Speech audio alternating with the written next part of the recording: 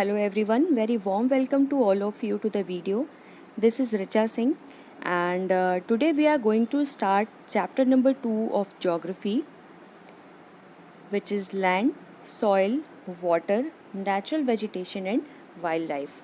So children, what we are going to talk about in this chapter is that how different natural resources impact our human lives, as we are surrounded by various natural resources which includes land, soil, water, etc.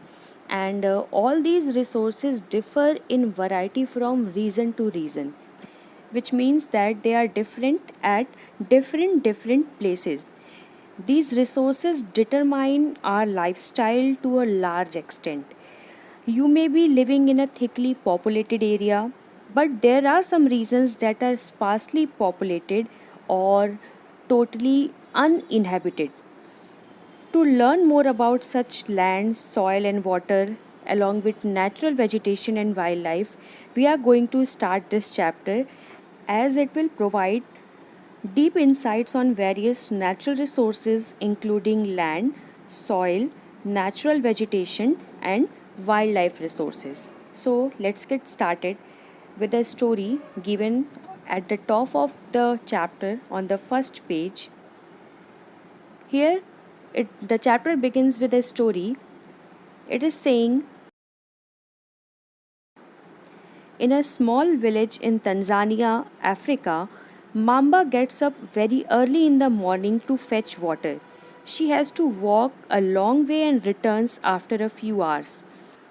She then helps her mother in the house and joins her brother in taking care of their goats. All her family owns is a piece of rocky land around their small hut. Mamba's father can barely grow some maize and beans on it after toiling so hard. This is not enough to feed their family for whole year, which means she is a very hard working girl. She used to get up very early in the morning to fetch water from far off distance. बहुत दूर तक जाना होता है पानी ले आने के लिए, तो वो बहुत सुबह उठ जाती है. आफ्टर रिटर्निंग बैक वो अपनी मदर की हेल्प करती है कामों में, एंड आफ्टर दैट वो अपने ब्रदर्स को ज्वाइन करती है ताकि वो अपने गोट्स का ख्याल रख सकें. उनकी फैमिली के पास क्या है, एक छोटा सा पीस ऑफ लैंड है which is bad, which is Rocky, पथरीला लैंड है, यानी कि इसकी सॉइल भी बहुत फर्टाइल नहीं, so that they could grow something better. बहुत थोड़ा सा बीन्स और मेज़ उसमें ग्रो करता है, and that is not enough for their family for whole year. पूरे साल के लिए इतना पर्याप्त नहीं हो पाता. Next is about the life of a boy named Peter. He lives in the heart of the sheep rearing region in New Zealand. So he belongs to New Zealand.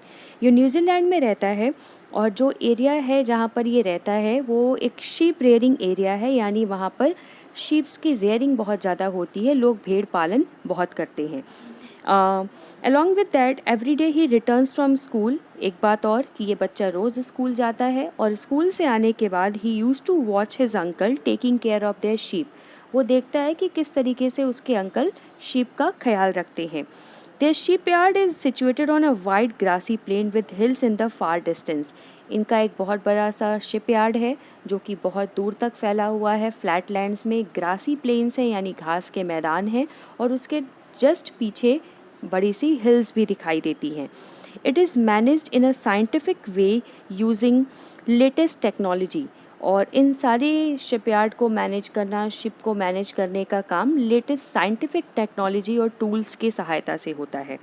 Peters family also grows vegetables through organic farming. Organic farming, which means the farming without the use of any harsh chemicals.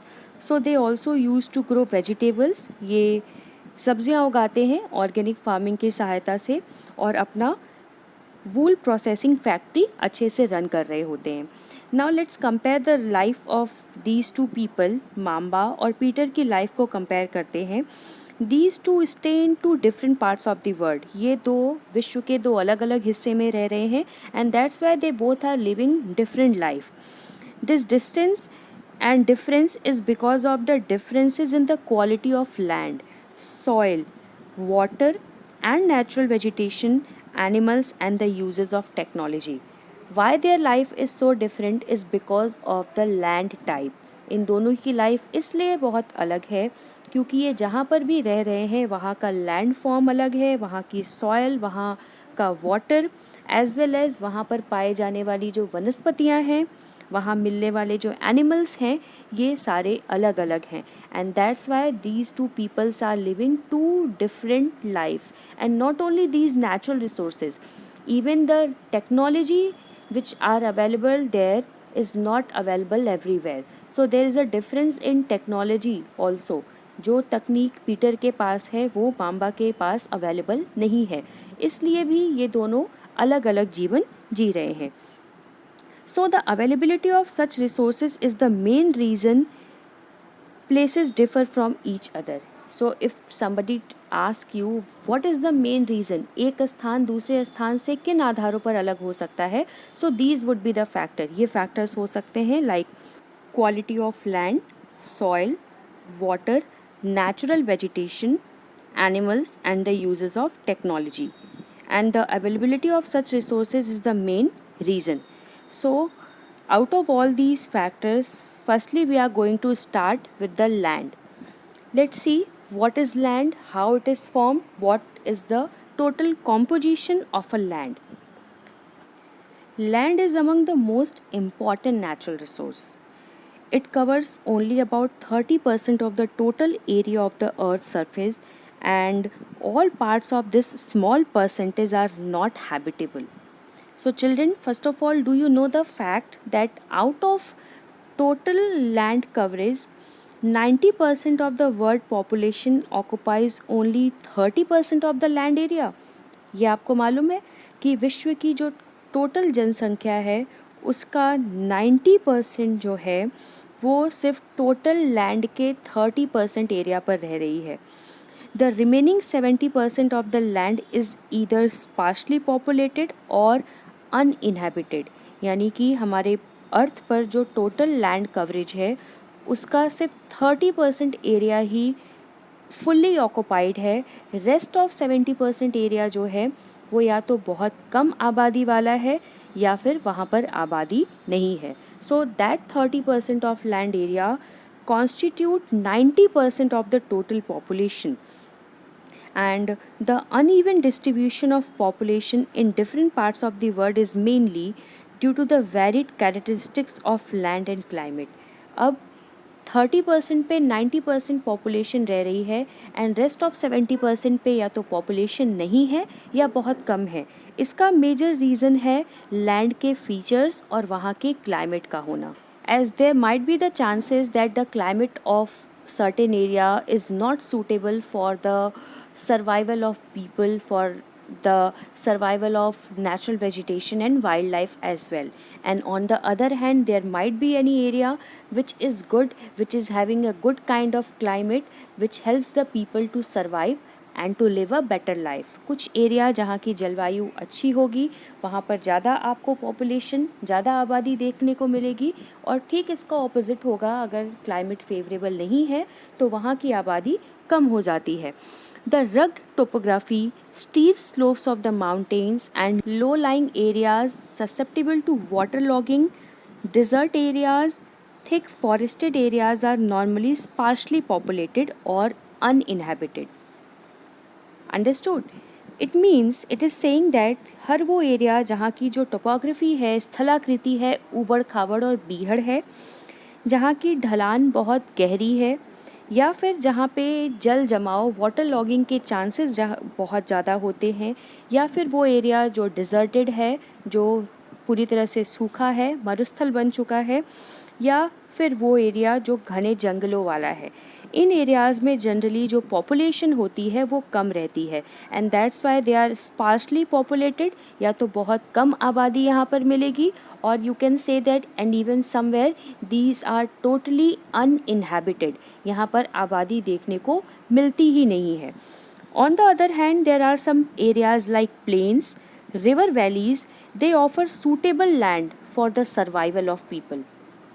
नदियों के किनारे के जो areas होते हैं, flatlands जो होते हैं they are the most suitable land for the survival, for the purpose of settlement and for the purpose of livelihood and for any kind of life being possible.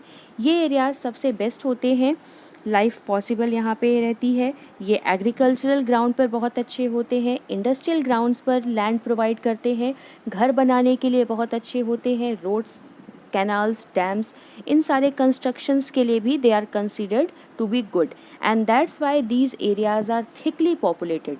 जितने भी प्लेन्स यानी flat lands होंगे, river plains होंगे, river valleys यानी कि नदी के किनारे के जो इलाके होते हैं, फ्लैट होने के कारण, वाटर की अवेलेबिलिटी होने के कारण, गुड सॉइल होने के कारण ये सबसे ज़्यादा घनी आबादी वाले होते हैं। मैक्सिमम पॉपुलेशन इन्हीं एरियाज़ में रहती है and that's why they are considered to be as the densely populated areas of the world, विश्व के सबसे घने आबादी वाले इलाके। Now let's move to the next topic, which is land use. As land is used for different purposes such as for agriculture, forestry, mining, building houses, roads and setting up of industries, and you people are very much aware with the use of land, right?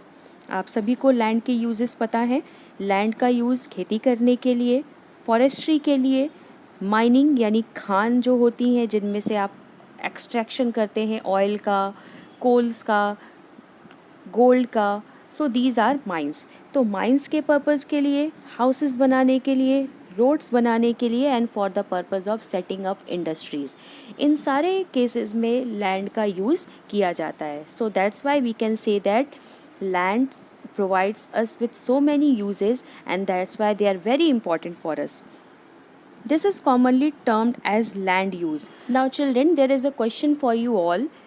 List out some ways in which Mambas and Peter's family use their local lands. How they have used their local lands, you have to list out and write down it in your notebooks. Which means कि mamba और Peter की family ने अपने local lands को जहाँ पर वो रह रहे थे किस तरीके से उन्होंने उसका इस्तेमाल किया। Now the use of land is determined by physical factors. How you are going to use a land is based on some factors which are called as physical factors such as topography, soil, climate, minerals and availability of water. So these are the essential factors. If these factors are fulfilled, only then we can say that any particular area is suitable for living. अगर ये सारे physical factors fulfill होते हैं तब हम कह सकते हैं कि कोई भी एरिया रहने लायक है।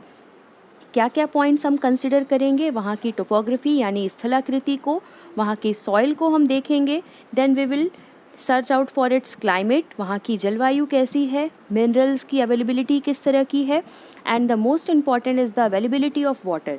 If these things are available, only then we can say that the area is suitable for living.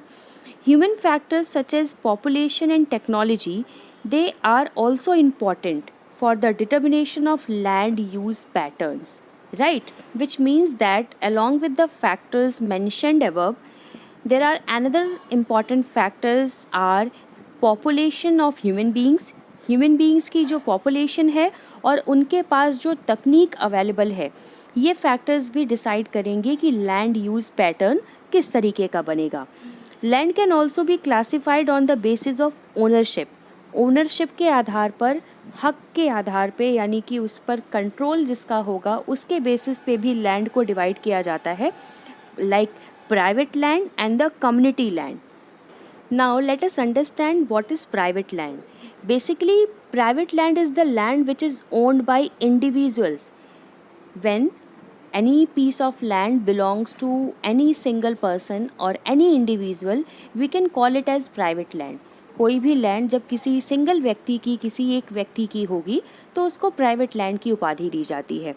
And just opposite is the community land, which means the land which is owned by the community for common uses, like for example collection of fodder, fruits, nuts और medicinal herbs, means वो land जो common uses के लिए रखी गई हैं, जिस पर हर किसी का हक हो, हर किसी का अधिकार हो, like for the collection of fodder, चारे को इकट्ठा करने के लिए जो फ्लैट लैंड्स छोड़ दी गई हैं वो कम्युनिटी लैंड के कैटेगरी में आएंगी।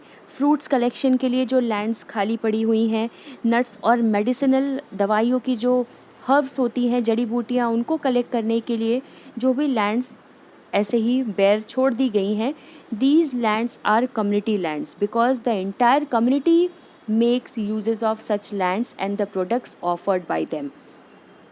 These community lands are also called as common property resources. Yes, they are common property resources.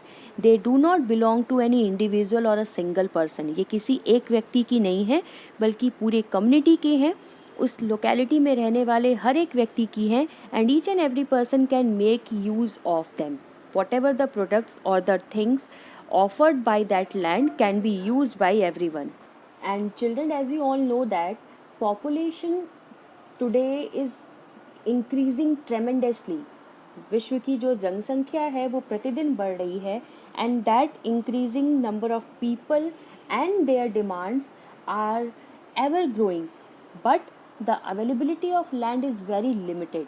लोग तो बढ़ रहे हैं बट उनको रहने के लिए जो लैंड चाहिए वो बहुत लिमिटेड इन नेचर है. The quality of land also differs from place to place, which means that the land of all the places are not of the same quality. They are not same. Some land differs in terms of its fertility of soil. Some lands might be differed on the basis of the availability of minerals and so on. So the lands are differ from place to place. हर जगह की land एक दूसरे से अलग है, soil की fertility के basis पे, मिनरल्स की अवेलेबिलिटी के बेसिस पे और भी बहुत से बेसिस पर. People started encroaching the common lands to build up commercial areas, housing complexes in the urban areas, and to expand the agricultural land in rural areas. So basically we can say that today people are expanding all over the land. लोग अपनी आबादी बढ़ा रहे हैं, urban areas में buildings create हो रही हैं, इंडस्ट्रीज़ लग रहे हैं, लैंड को कमर्शियल सेक्टर के अंदर लिया जा रहा है और रूरल एरियाज़ में भी लैंड कवरेज को बढ़ाया जा रहा है. And these kinds of development also reflects the cultural changes in our society, which means the way we people are using the land. जिस तरीके से हम इन लैंड का इस्तेमाल कर रहे हैं ये हमारे सोसाइटी के कल्चरल चेंजेस को भी बता रहे हैं. We can say that the kind of life style we people generally follows reflects our culture. हम जिस प्रकार का भी जीवन जीते हैं वो हमारी संस्कृति को दर्शाता है और हमारे कल्चर को रिफ्लेक्ट करता है.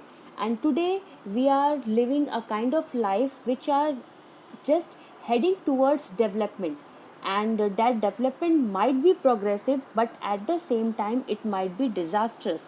Likewise, people are heading towards the rural areas and the forested areas. They are cutting down the forest, and all these activities are destroying all these natural resources.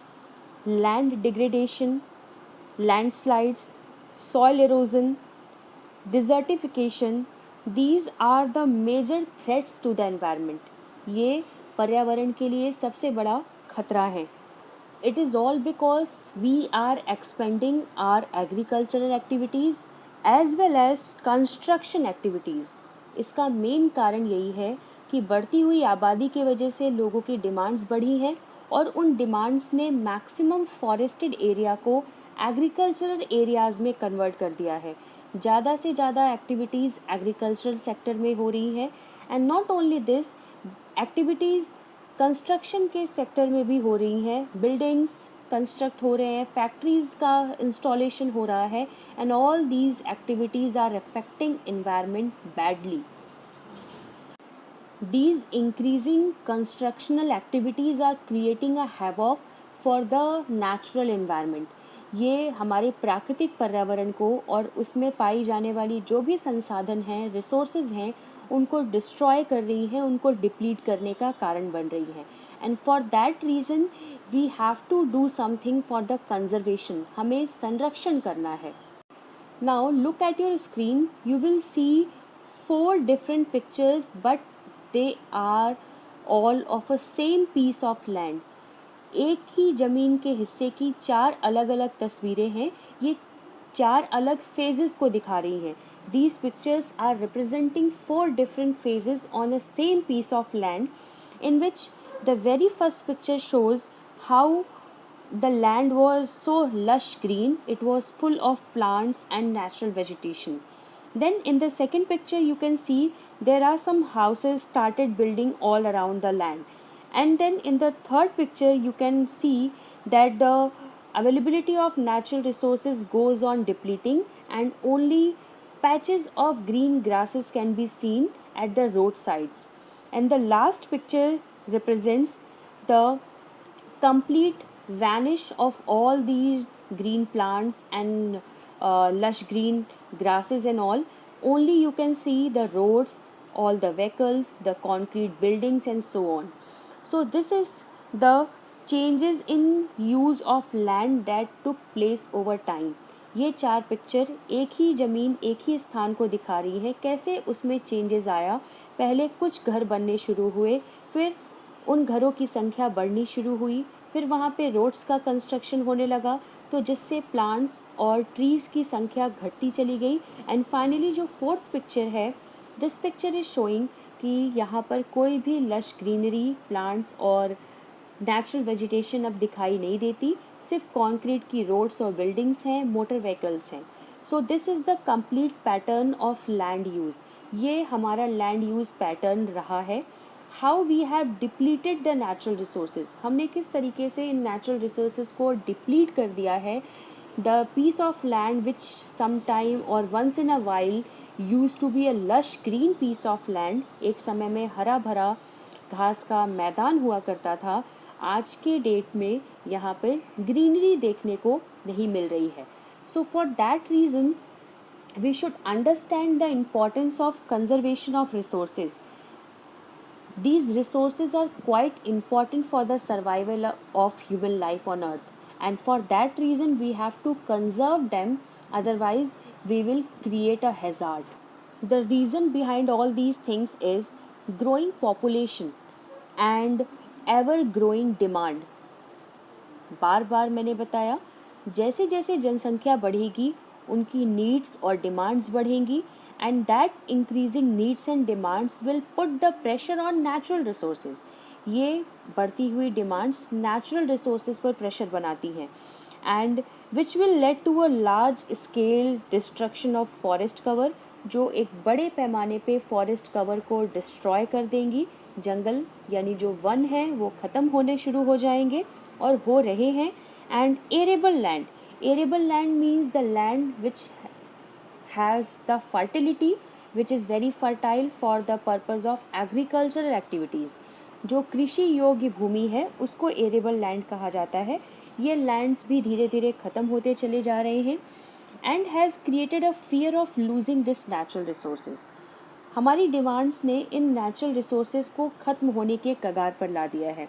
And for all these reason the present rate of degradation of land must be checked, because if we are not going to check these things, we are going to lose these resources. अगर हम अपने activities को control नहीं करेंगे, अगर हम अपनी activities को मिनिमाइज़ नहीं करेंगे, एक समय आएगा कि हम इन रिसोर्सेज को खो देंगे, and that will lead to the destroy of human life as well. ये ह्यूमन लाइफ को भी अर्थ पे डिस्ट्रॉय कर देगा। So there are some methods through which we can conserve the land resource. बहुत से तरीके हैं जिनसे हम लैंड रिसोर्सेज को कंजर्व कर सकते हैं, इनका संरक्षण कर सकते हैं। Like for example afforestation. Afforestation means planting of more and more number of trees. ज़्यादा से ज़्यादा पौधे लगाना। हम जितने ज़्यादा पौधे लगाएंगे, that will improve the quality of land, that will improve the quality of arable land, and it will help and save us from the destruction. Another method can be land reclamation, which means bhumi sudhar. We can do land reclamation to recover the wasteland, or we can add the areas of sea, ocean or river bed into the land area, so that we can create new lands as well. वो इलाके जो river beds के हैं, ocean या सी के हैं, उनको land coverage में लाना भी लैंड रेक्लेमेशन के अंतर्गत आता है. So these things can be performed for the purpose of improving the land area and land quality. Along with that, regulated use of chemical pesticides and fertilizers. Yes, right. We are constantly using chemical fertilizers on land, and these chemical fertilizers and pesticides are destroying the land. हम लगातार कीटनाशक दवाइयाँ और इसके साथ साथ chemical से बने हुए खाद का इस्तेमाल अपने खेतों में करते हैं.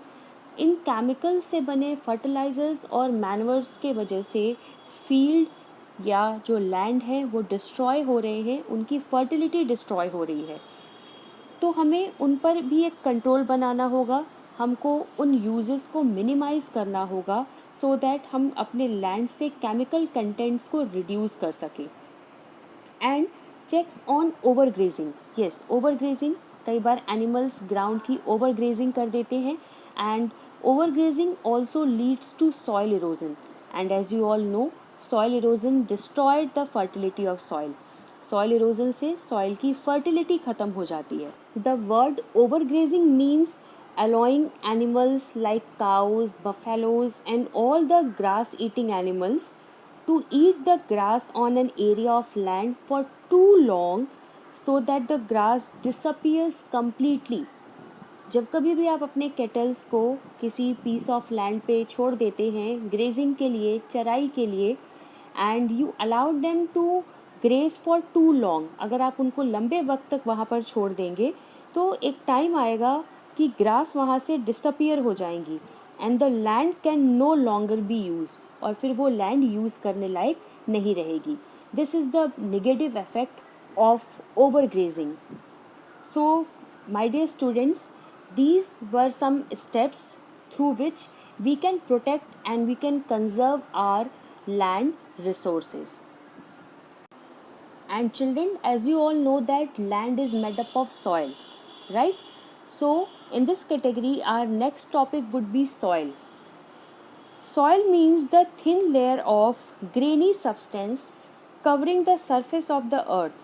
Means एक पतले से जो लेयर है जो अर्थ को टॉप पे कवर करके रखी है, which consist of sand, silt and clay, forms the soil.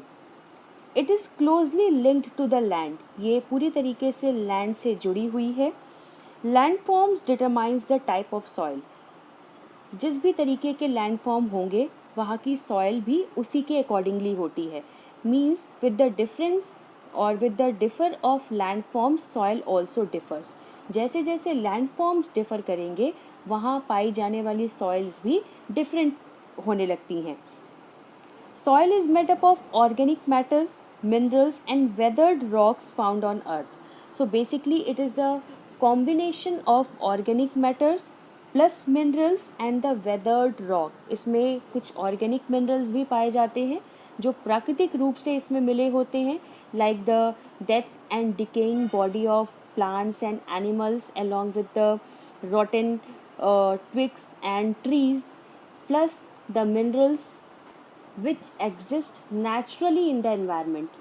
जो खनिज पदार्थ प्राकृतिक रूप से आसपास पाए जाते हैं वो भी मिलकर सॉइल का फॉर्मेशन करते हैं. सड़े गले पेड़ पौधे, जानवरों के जो डेड बॉडीज़ होती हैं, ये जो भी हैं दीज आर ऑर्गेनिक मैटर्स. ये भी मिलकर मिट्टी का फॉर्मेशन करते हैं. प्लस जो भी हीट और प्रेशर एक्सर्ट होता है धरती के ऊपर से और धरती के अंदर से, वो यहाँ पर पाए जाने वाले रॉक्स को तोड़ देता है. That is what we called weathering of rocks. And जैसे जैसे ये रॉक्स टूटते हैं they converts into smaller particles, fine particles and pebbles. ये कंकड़, पत्थर और बालू में कन्वर्ट हो जाते हैं. And these things together also helps in the formation of soil. ये सब चीज़ें मिलकर सॉइल का, मृदा का फॉर्मेशन करती हैं. And when they all are mix in a right proportion they will make the soil fertile. अगर ये ऑर्गेनिक मैटर्स, ये मिनरल्स और वेदर्ड रॉक सही अनुपात में आपस में मिले हों तो ये सॉइल को फर्टाइल बना देती हैं, उसकी फर्टिलिटी को इन्हेंस करती हैं, and that will even improve the agricultural produce, वो उससे होने वाले एग्रीकल्चरल प्रोड्यूस को भी बढ़ा देता है। ठीक है, सो this is the end of this video for now. Will continue the rest of the section in the next video.